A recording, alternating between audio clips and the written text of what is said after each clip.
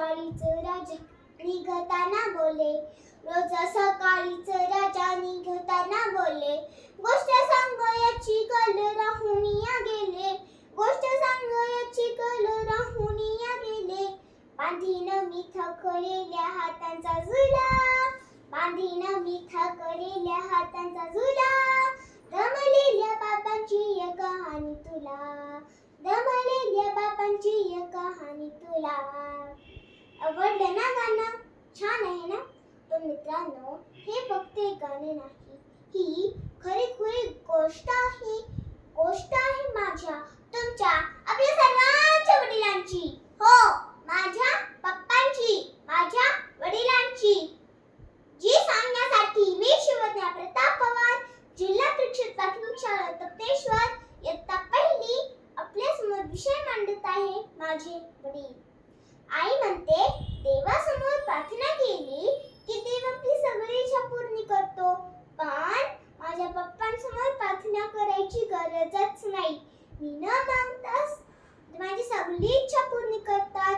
म्हणूनच मी म्हणेन, कोणतीही प्रार्थना, कोणताही नवस न करता पावणारा देव म्हणजे वडील. लक्षात ठेवा मित्रांनो, कोणतीही प्रार्थना, कोणताही नवस न करता पावणारा एकमेव देव म्हणजे वडील. माझ्या जन्मानंतर ज्यांनी तोफा लावल्या ते माझे वडील. माझे चिमुकले हात धरून मला चालायला शिकवले ते माझे वडील. जीवनाच्या वाटेवर चालताना जे माझ्या चुकी सावरतात ते माझे वडील. हा जो मी सुंदर ड्रेस घातलाय ना, तो माझ्या वडिलांनीच घेऊन दिला. मी काय छान केल्यावर ते सगळ्यांना मानाने सांगतात ते माझे वडील.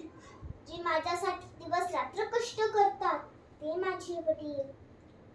माझे आयुष्य, सगळे म्हणतात आईची वेडी माया.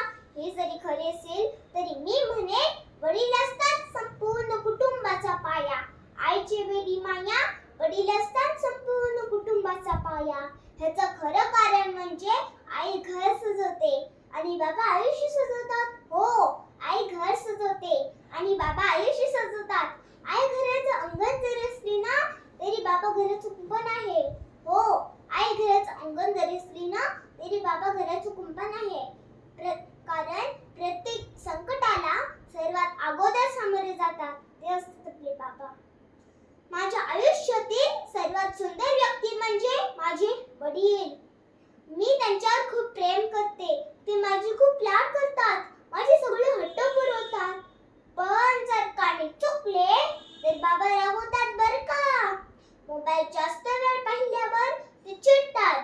नातीला त्रास दिल्यावर ते थोडेसे रागवतात. मग मात्र मी रुसते.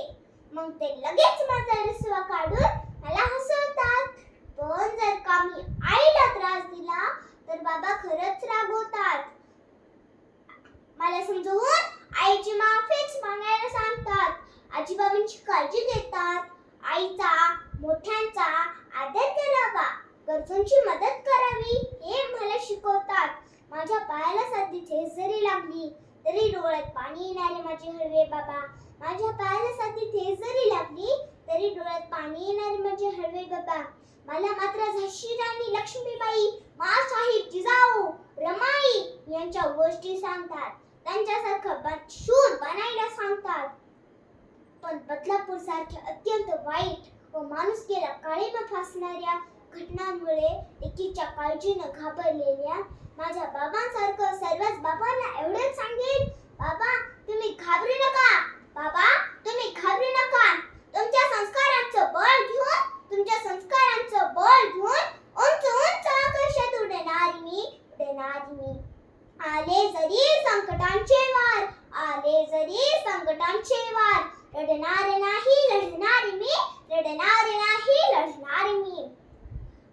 जाता जाता माझ्या बाबांना एवढंच सांगेल, बाबा तुमचं प्रत्येक शब्द मी लक्षात ठेवीन. बाबा तुमचं प्रत्येक शब्द मी लक्षात ठेवीन. बाबा माझा प्रत्येक आनंद तुमच्याशिवाय अपूर्ण. बाबा माझा प्रत्येक आनंद तुमच्याशिवाय अपूर्ण. कारण क्षमलेल्या बापासाठी नारळाचं पाणी